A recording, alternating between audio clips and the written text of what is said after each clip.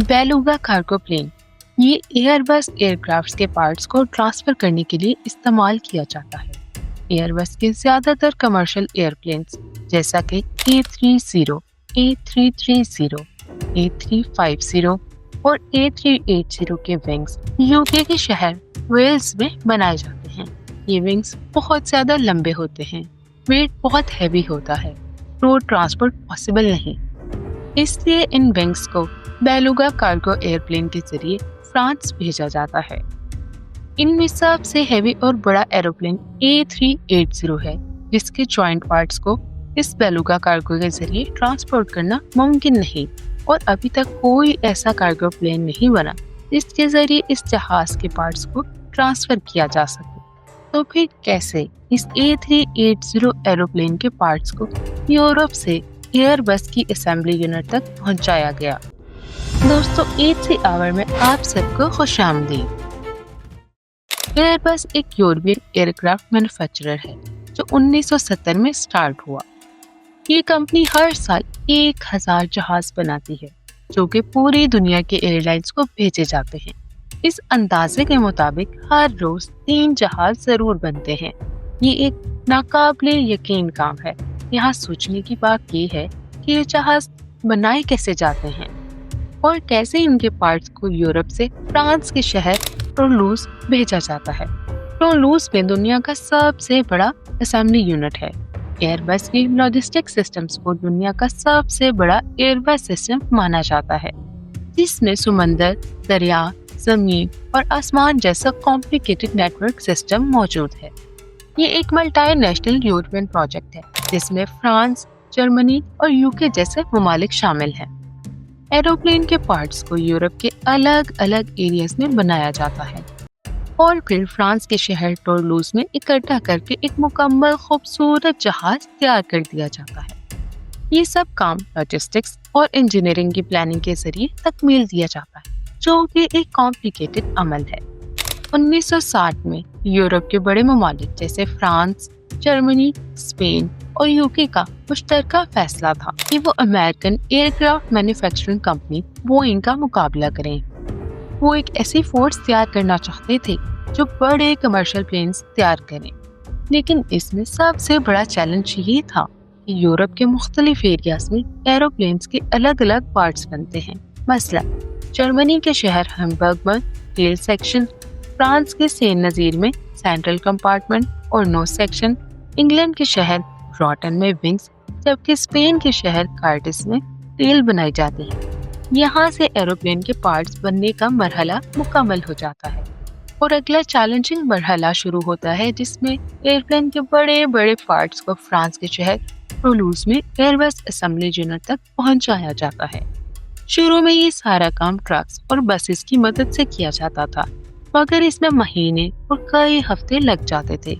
लेकिन वक्त के साथ साथ डिमांड बढ़ती गई तो कंपनी के लिए ये सिस्टम लॉस का बाइस बनना शुरू हो गया।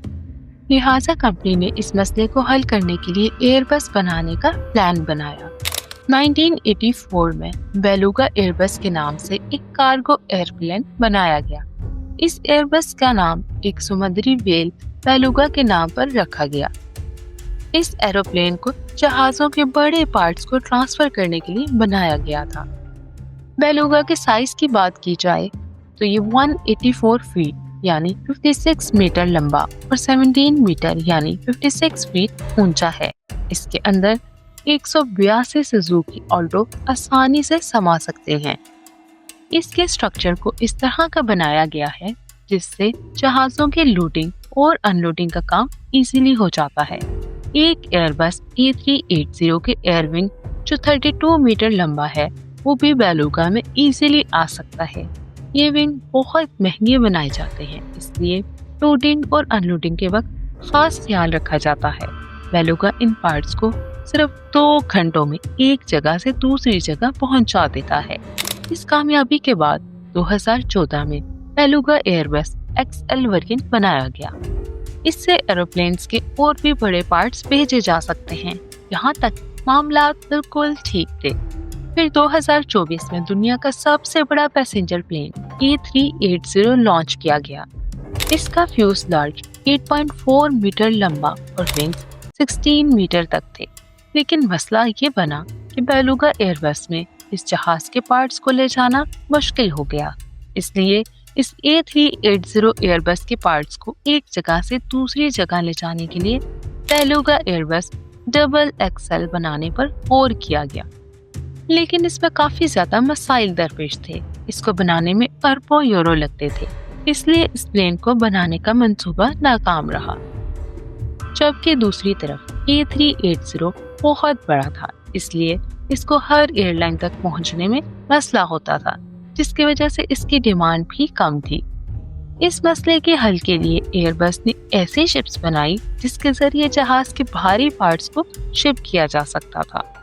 اس میں جہاز کے پارٹس کو وہیل کے ذریعے چلا کر لوڈ اور ان لوڈ کیا جاتا تھا، اس لیے انہیں roll on roll off ships کا نام دیا گیا۔ ان میں ایک شپ جس کا نام سٹی آف ہیمبرگ ہے، جو 126 میٹر لمبا اور 20 میٹر چوڑا ہے۔ اس کا کارگو اسپیس بیلوگا سے 5 گنا زیادہ ہے۔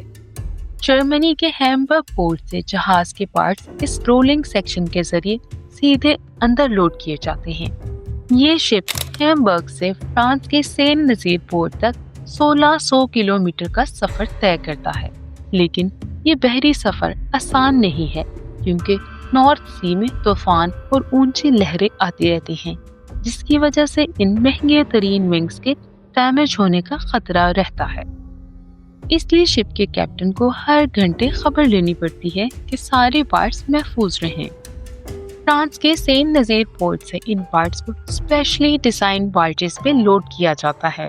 یہاں سے یہ پارٹس فرانس کے شہر کاربس تک لے جائے جاتے ہیں۔ یہ ایک چیلنجنگ سفر بن جاتا ہے کیونکہ راستے میں برج ہے جس کی آرچز بہت چھوٹی ہیں۔ یہ برج 500 میٹر لمبا ہے۔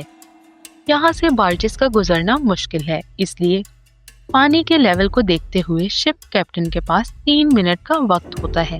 جب پانی کا لیول کم ہوتا ہے، اسی ٹائم میں وہ بارجز کو اس برج سے پار کروا لیتا ہے۔ لیٹ ہونے کی صورت میں 12 گھنٹے کی تاخیر کا شکار ہو سکتا ہے اور پورا اسکیجول ڈسٹرب ہو جاتا ہے۔ یہاں تک کا سفر سمندری تھا۔ اگلے راستے کے لیے ایک زمینی سفر طے کرنا ہوتا ہے، جو کہ ایک سپر ٹرک کے ذریعے کیا جاتا ہے۔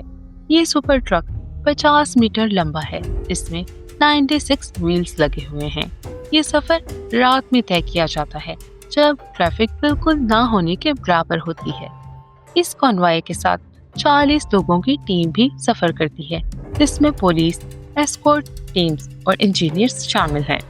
بہت احتیاط سے اس سفر کو طے کیا جاتا ہے اور ونگز کا خاص خیال رکھا جاتا ہے۔ آخر کار جب یہ تمام پارٹس ٹولوز کے اسمبلی یونٹ تک پہنچائے جاتے ہیں تو یہاں ایک ہائی ٹیکس یونٹ کے ذریعے تمام پارٹس کو اسمبل کر کے A380 بنا دیا جاتا ہے۔ انجن، الیکٹرانک اور پینٹ کے بعد A380 مکمل پلین تیار ہو جاتا ہے۔ یہ پروسیس 9 مہینے کے دورانیے میں تشکیل پاتا ہے۔ دنیا کا سب سے بڑا پیسنجر پلین، جس میں 850 پیسنجر سفر کر سکتے ہیں۔ اس A380 کی قیمت 450 ملین ہے، یعنی 3800 کروڑ۔ آج تک دنیا میں صرف 251 A380 بنائے گئے ہیں۔ اگر آپ کو یہ ویڈیو پسند آئی ہو تو لائک کریں، شیئر کریں اور چینل کو سبسکرائب کریں۔ اگلی ویڈیو تک کے لیے اللہ حافظ۔